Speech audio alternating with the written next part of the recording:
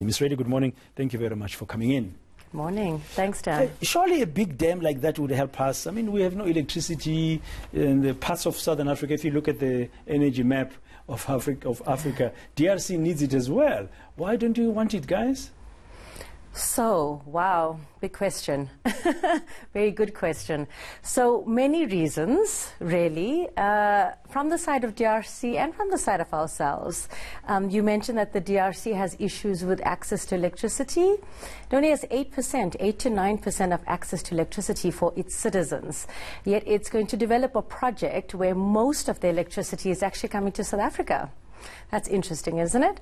And then secondly, think about the cost to South Africa.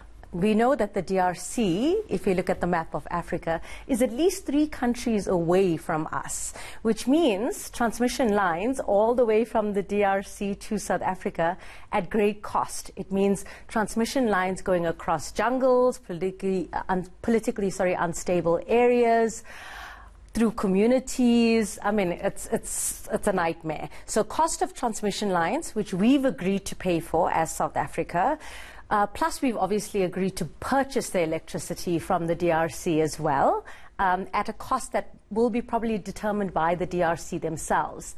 At a time in South Africa when we can least afford anything, particularly investing in new massive infrastructure projects. So you'd rather we focus at home? I mean, I think spend the money at home. Yeah, I mean, yes. If we do think about regional integration in terms of energy, we can think about those projects. But let's think about something a little closer to home. Let's think about something which can give us direct and efficient access to electricity. I don't know, solar parks. I'm just throwing out examples of things that we can do that make a lot more sense than getting electricity all the way from the DRC from a really dubious project. So another point we are making, you'd rather we focus on renewable sources of energy? You know, I think that is a good option. The world is going that way. Prices are coming down in terms of renewable energy. So we should be looking at that. But really what I'm saying is that in terms of the Inga Dam project, we really need to do our costing. And interestingly enough, again, we haven't done any of our costing. We haven't done any feasibility studies. We haven't done risk assessments.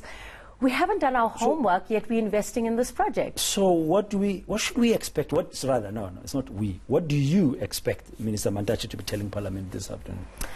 Unfortunately, I expect Minister Mantashe to be saying that we are fully invested in the Grand Inga project. And really, unfortunately, I think it's not a good idea for him to be making statements like that, unequivocal statements like that. We were in Parliament 2 weeks ago. I was just about to ask you, what have you told Parliament? Yeah, so Parliament was incredibly responsive in the best possible way. So we're really happy that the new Finance Committee with Yunus Karim as the chair has responded really positively. I mean, he took all of the advice that we're basically giving, which is saying exactly what I'm saying now. Let's do our homework. Let's do the risk assessments. Let's do the feasibility studies. Let's understand definitely that this is not a least cost option, and then weigh it all up and then make decisions on our energy choices. So unfortunately, again, I don't think Minister Gwede Mantashe is going to be saying that. I think he, like our regime at the moment, loves these vanity projects, but I hope he says something different. Really, okay, and you hope that the MPs you briefed in Parliament 2 weeks ago would take up the cudgels a bit.